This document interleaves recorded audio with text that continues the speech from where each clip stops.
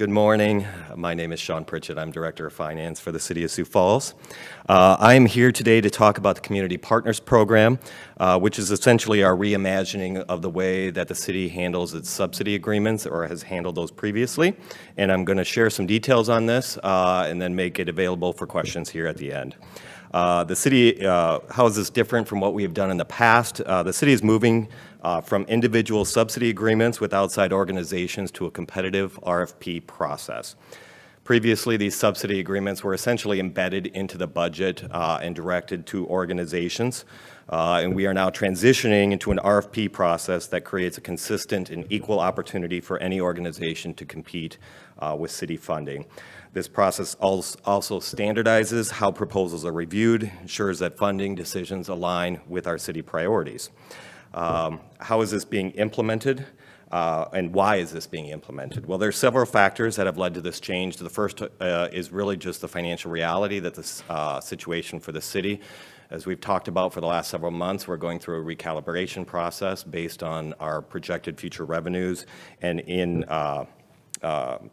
with the property tax reform, adjusting our future revenues as a result of that. So that's resulted in those budget recalibrations. Our community partners are part of our extended team, and as part of our team, we are also looking to them as we recalibrate how we will address those funding opportunities going forward.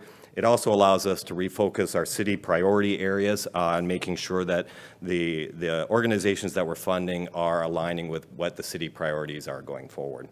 The RFP process is clear, it's consistent, it provides equal opportunity for organizations to compete for city funding, and it standardizes how proposals are reviewed. It ensures that our decisions are based on merit and aligned with our city priorities. And lastly, it provides measures of accountability, which was a difficult thing to do with subsidy agreements, just the way that our purchasing guidelines are. If we go through an RFP process, we can embed in that clear outcomes, reporting, and performance measures for each of the funded organizations. We do understand this is a significant change for our partner organizations, but we believe this is the best strategy to ensure we are making the best use of our taxpayer funds moving forward. And it opens the door for organizations that may not have had opportunities for funding in the past if they have the most innovative ideas and the best return on investment for the city. The city will have three priority areas in which it will be looking to fund. We are committed to continuing to fund organizations that play a valuable role in addressing these important community needs that the city otherwise might have to do itself. The RFP will focus on these three priority areas, the first one being at-risk populations. So these will be organizations can apply for funding that they need to address the unique barriers to stability and well-being for populations that are at risk or experiencing homelessness. There will be 5 scope of works that we're initially proposing under this area. The first dealing with temporary housing services, the second dealing with transitional housing services, the third a juvenile-focused services for victims of violence and crime. The fourth is at-risk and homelessness prevention and stabilization services. And lastly, mental and physical health and addiction services. The second area, or the second RFP that will be issued, will be around the area of culture, arts, and community programming. Organizations can apply for this funding. They must demonstrate measurable outcomes that promote cultural vitality and enrich our public life. The first 3 areas of scope of work really are focused on programming of public spaces, and in particular city-owned facilities. The first being around the area of wellness and recreation programming, the second being around arts programming, and then the third one being around literacy programming. The last 2 scope of works under this area deal with 1, art experiences for cultural tourism and community engagement, and then lastly, promotion and implementation of new accessible public events that will benefit the community from an economic and community development perspective. The third area and the third RFP we would issue will be around the area of economic vitality and growth. Projects funded under this priority must demonstrate measurable outcomes that support the city's economic goals. The first scope of work deals with industry growth and economic diversification, and the second one deals with vibrancy and safety for the downtown Sioux Falls. Interested agencies are encouraged to form partnerships, in particular to submit joint applications for available funding opportunities. These partnerships can strengthen the program capacity, promote the efficient use of resources, and enhance the delivery of services.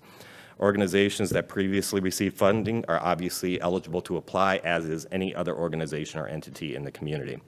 In terms of next steps, we will be hosting a series of informational work sessions next Thursday on September 4th in this room, Media Hall, in the Media Center here at City Hall, first floor. These will occur from between 2 and 5 p.m. next Thursday, each hour dedicated to each of the individual areas that we're issuing RFPs for. So the first hour from 2 to 3 will deal with at-risk populations.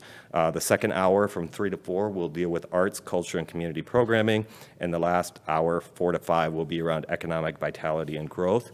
These will be opportunities for stakeholders or interested entities to come in, ask questions. We will review in detail the scope of work that we're proposing, as well as give an opportunity for stakeholders to provide feedback. While the process for the Community Partner Program moves forward and funding levels are still being solidified, which will be done through the budgeting process, we anticipate that a budget approval will come on September 9th, and at which time we will issue a formal RFP. So that will begin the formal process, but ultimately we wanted to start getting the scope of work out there so that entities can begin considering them, making their plans. Our hope is to have submitted proposals by the end of October so that we can review them in November and extend bids or awards to organizations by the end of the year. Full information on the program, as well as the scope of works, is available right now online at siouxfalls.gov/community partners. And with that, I'm happy to answer any questions that you might have.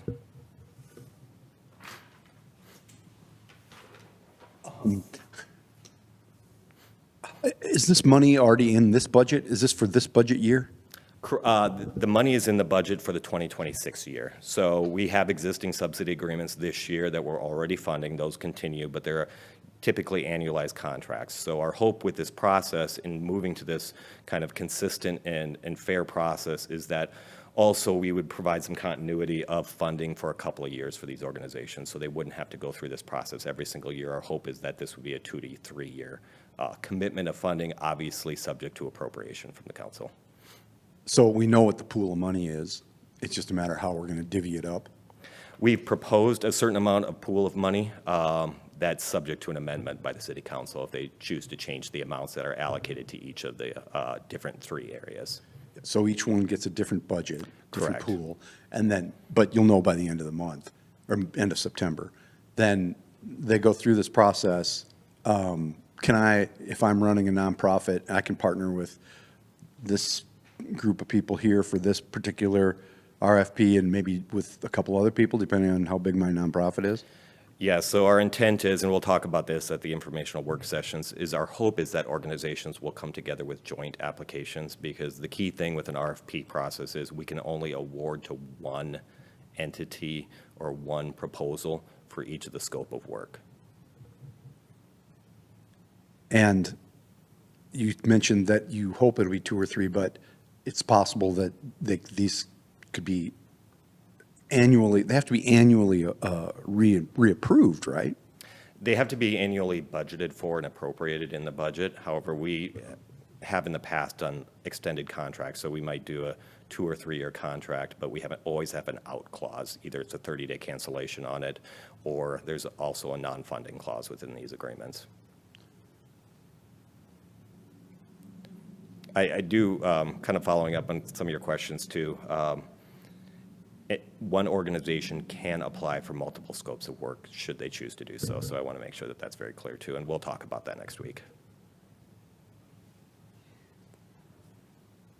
Do you see this as a grand reshuffling of everything, or do you think it will come out generally how it's come out, just with a different structure, different abilities on your end to verify and to check, but essentially the same people who are doing the things they're doing now?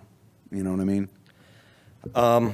Our hope is that, and the intent is that we align what organizations are doing with the city identified priorities so that we're in alignment with each other, right? So these are extensions of the city operating for us for some things that we don't do for ourselves. And in providing this process, not only does it give an equal playing ground for everybody to compete for funding, but it also ensures that we have identified what we want to be priorities for the city and how our organization is going to come with innovative ideas on how we address those issues and challenges for the community.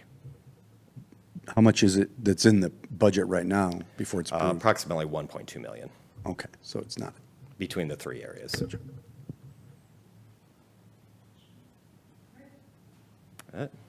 All right, thank you.